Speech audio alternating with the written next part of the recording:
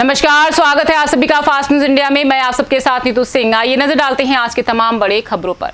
अम्बाहा में घरों में भरा पानी, नहीं हो रही सुनवाई। जी हां, मध्य प्रदेश के मुरैना जिला के अम्बाहा तहसील के वार्ड नंबर 10-11 में पानी का भराव काफी दिनों से होता आ रहा है और ना ही कोई सुनवाई की जा रही है। जैसा कि आप जानते हैं, अम्बाहा और नगर पालिका अधिकारियों को भी इसके बारे में सूचित किया जा चुका है, लेकिन अभी तक कोई सुनवाई नहीं की है।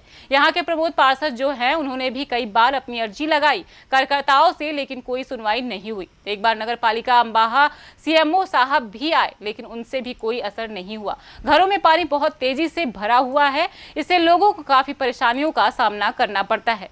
जैसा कि आप लोग जानते हैं, अभी कोरोना महामारी चल रही है। अगर ऐसा ही रहा तो ऐसे कोरोना से जंग कैसे जीतेंगे, जबकि गली मोहल्ला एवं घरों में भी काफी हद तक पानी भरा हुआ है। पानी जिस वजह से काफी दिक्कतों का सामना करना पड़ रहा है। घरों में लोग अपने अपने द्वारों पर लोगों ने पानी को रोक रखा है। इस वजह से रोड एवं मकानों में पानी भर रहा है।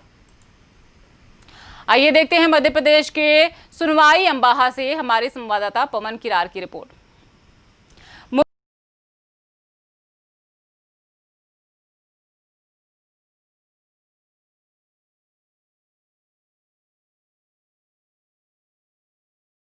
यहाँ पर क्या हालात चल रहे हैं, सारे के सारे लोगों ने अपने अपने मोहल्ले में देखो कितना बुरे हालात चल रहे हैं। इधर आप देख सकते हैं, इधर सर इधर दिखाइएगा, इधर ये पता नहीं इन्होंने अपने मकान के सामने गली में इसको रोक कर रखा। पानी देख सकते हैं पूरे मोहल्ले, आप देख सकते हैं। इधर भी आप देखोगे सर, तो इधर ये सारी चीज़ों को आप ये देख सकते हैं। आज जो है अपना पूरा देश कोरोना महामारी से जूझ रहा है, लेकिन एक दूसरी महामारी इससे उत्पन्न होने वाली मुझे लगता है, क्योंकि ये अगर ये गंदा पानी, इसमें शौचालय का भी पानी मिक्सड है, तो इस पानी से बहुत सारे रोग फैल सकते हैं। इसलिए मेरा शासन प्रशासन से इतना ही अनुरोध है कि सारे की सारी समस्याओं का जो समाधान निकाला जाए बहुत जल्द।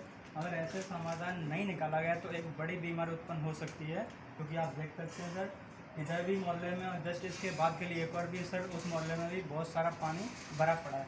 इसके लिए शासन प्रशासन खुद जिम्मेदार हो सकता है, बिकॉज क्योंकि इधर मोहल्ले में पानी इतना सारा भर चुका है, इससे बहुत सारे रोग बीमारी फैल सकती हैं। और इसके लिए मैं आपको एक और चीज़ और बता दूं कि इसके लिए जो स्थानीय पार्षद हैं वो भी इस चीज़ को सुनने को तैयार नहीं है। उनको भी मैंने एक दो बार इस चीज़ से अवगत करा दिया है, बट वो भी इस चीज़ के लिए सुनने को तैयार बिल्कुल नहीं। वो भी कह रहे हैं कि हाँ देख लेंगे। तो प्लीज़ मेरा यही एक रिक्वेस्ट है कि इन सारी चीज़ों को ध्यान में रखते हुए, क्योंकि इस समय कोरोना महामारी बहुत तेज़ फैल चुकी है, तो इन सारी चीज़ों से निजात किस तरह से पाया जाए, शासन से इतनी अनुरोध है। इन सारी चीज़ों को जो देखते हुए यहाँ पर उचित कार्रवाई की जाए। Thank you.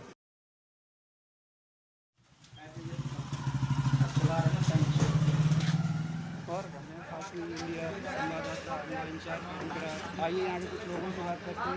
नगर पालिका यहाँ गए कुछ नहीं कर रही है साधन, नगर पालिका में कर रहे बनने तो बनने में। और फास्ट न्यूज इंडिया अम्बा इंचार्ज पहले वो आना करता रहता था, और उधर की तरफ से क्या है, उन्होंने पानी बंद कर दिया जिनको समझते थे। अब ये समस्या आ गई और प्रशासन ही उस पर ध्यान नहीं दे रहा है। कई बार हमने इस बारे में ज्ञापन भी दिया, एसडीएम साहब को भी दिया, कलेक्टर मुरैना को दिया। आश्वासन, बस आश्वासन के सिवा सुनवाई नहीं कर रहा, कोई सुनवाई नहीं। वो सीएमओ भी आए थे, वो भी 181 पे भी हमने शिकायत की, तो बस थोड़ी सी ये डाल के चले गए। उसके बाद बोली समस्या उसके बाद कुछ नहीं। एक ट्रॉली नहीं, एक आधी एक ट्रॉली डाली है, इससे भी गली नहीं है, केवल कि एक गली हो, उसके बाद आ गई गली। और फिर उसके बाद देखा जाए तो इस समय पूरा जो मोहल्ला है ना, ऊपरा क्षेत्र बस बचा है, और बाकी का जो नीचा है ना, तो नीचे में 75% अभी तक पूरा मोहल्ले में यही समस्या चल रही है।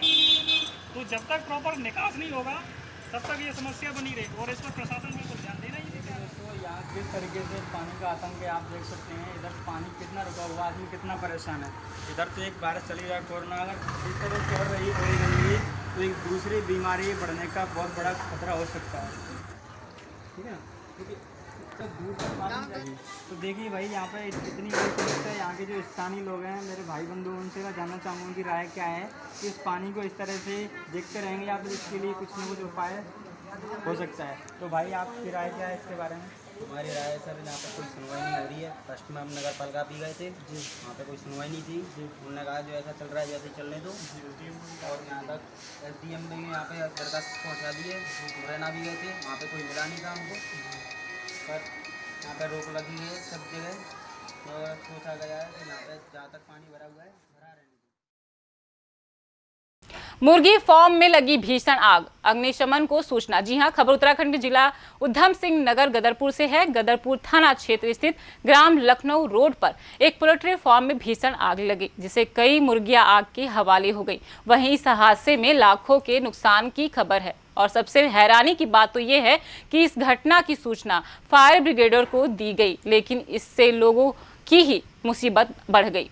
जी हां, लोगों को फायर ब्रिगेड की गाड़ी को धक्का लगाना पड़ा, लेकिन फिर भी गाड़ी स्टार्ट नहीं हुई। दरअसल उधम सिंह नगर के गदरपुर में दो बेरोजगार मोहन और मुकेश को स्वरोजगार के चक्कर में अपना ही नुकसान उठाना पड़ रहा है। उन्होंने अपना पोल्ट्री फार्म खोला तो एंड वक्त पर लॉकडाउन लग गया। जैसे तैसे उन्होंने पाली जा रही मुर्गियों को घाटे में बेचकर जान छुड़ाई, तो आज उनके खाली पड़े पोल्ट्री फार्म में आग लग गई। आग पर काबू पाया जा सकता था, लेकिन इन युवकों की बदकिस्मत कहिए कि आग बुझाने के लिए निकली दमकल की गाड़ी घटनास्थल पर पहुंचने से एक मोड़ पहले ही बंद हो गई।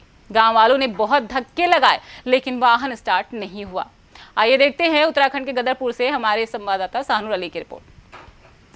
और आग का तो पता ही नहीं चला, इसे संभाल ही रहे थे, कैसे लगी कैसे नहीं लगी, संभालते पता नहीं चला। बर्तन तो सारे जल गए, बर्तन सभी कुछ जल गए, जितना भी थे, जो मुर्गी दाने के थे, दाना था, सभी कुछ पन्नी तिरपाले जितनी भी थी सब जल गई। आग बुझाई थी, साहब कबाड़ी थे यहाँ पे, बहुत कोशिश करी, 10-12 जने थे, उन्होंने बतेरी कोशिश करी। फायर ब्रिगेड गाड़ी आई भी, वो ख़राब हो गई, गाड़ी पहुँची भी बहुत आधा घंटा 1 घंटा लेट। उसके बाद में कुछ बचा भी लेते बर्तन वर्तन, तो गाड़ी ख़राब हो गई, गाड़ी आ ही नहीं पाई यहाँ पे, गाड़ी अब भी उधर ही खड़ी। लॉकडाउन की वजह से ये खाली था, उसमें ये नहीं था, दाना आया रखा था, दाना था और वो था, ये पन्नी उन्नी तिरपाले थी, ये सब सामान था, गैस सिलेंडर था और तिरपाले थी, बर्तन थे भाड़े जितने भी थे ये मुर्गी दानों के। सर फायर ब्रिगेड को फ़ोन किया था, कम से कम 40-45 मिनट के बाद पहुंची यहाँ पे।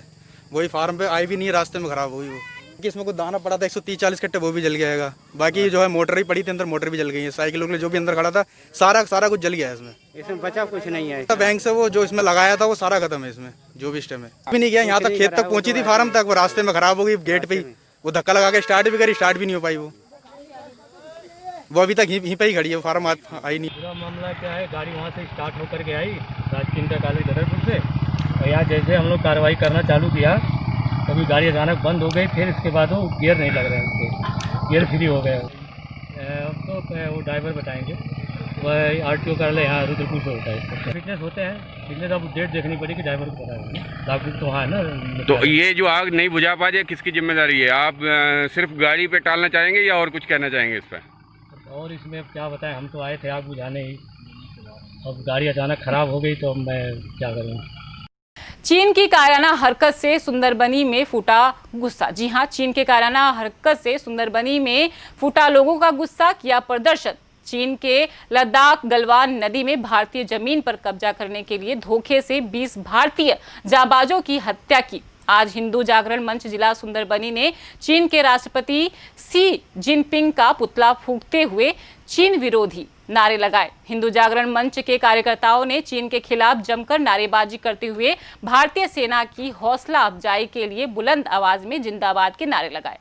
आइए देखते हैं जम्मू कश्मीर से हमारे संवाददाता संजीव शर्मा की रिपोर्ट। की मीटिंग हुई, उन्होंने आगे जाना पसंद किया और उनको बुलाया गया, और जिस तरह से चाइनीज सामान की कोई गारंटी नहीं है, उसी तरह से उन्होंने वही अपनी चीज़ें शो करी हैं कि हमारी भी कोई गारंटी नहीं है। अगर हमारे चीनी सामान जो उनके मैन्युफैक्चरर हैं, जो उनके बनाने वाले हैं, जो उस सामान की हमारे पास गारंटी नहीं है, तो उसी तरह से उन्होंने भारतीय सेना के साथ एक छल कपट के साथ, वहाँ पर नुकीले हथियारों के साथ, without using any weapons, without using any noise polluted element जितने भी हैं उनको ना यूज़ करते हुए उन्होंने तेज धार के साथ उनके पर आक्रमण किया और हमारे 20 सैनिकों को शहीद किया। मैं अपने 20 सहानुभूति करता हूं और उनको मैं नमन करता हूं। जय हिंद, जय भारत। अपने शहीदों को किस तरह से श्रद्धांजलि देगा? मैं प्रेसिडेंट व्यापार मंडल सुंदरबनी बस स्टैंड से, हम चाइना जैसे कायर देश की निंदा करते हैं और कड़े शब्दों में निंदा करते हैं, और रहा सामान का, चाइनीज सामान का, तो हम जितना हमसे होगा हम इनका जी भर के बहिष्कार करेंगे सामान का। और हमारे व्यापार मंडल से जुड़े हुए जितने भी हमारे साथी हैं, हम सबसे अनुरोध करेंगे कि चाइना के आने वाला जितना भी प्रोडक्ट है सबका बहिष्कार करें। तो ये ऐसे देशों से हमें जिनसे नुकसान हो रहा है, ऐसे देशों से हमें उनके लिए और उनके सामान से हमें कोई लगाव नहीं, हम कोई काम नहीं करेंगे उनके लिए। शुक्रिया, जय हिंद। ये था अभी की कुछ खास खबरों के लिए लगातार बने रहिए हमारी फास्ट न्यूज इंडिया के साथ। तब तक के लिए मुझे दीजिए इजाजत। धन्यवाद।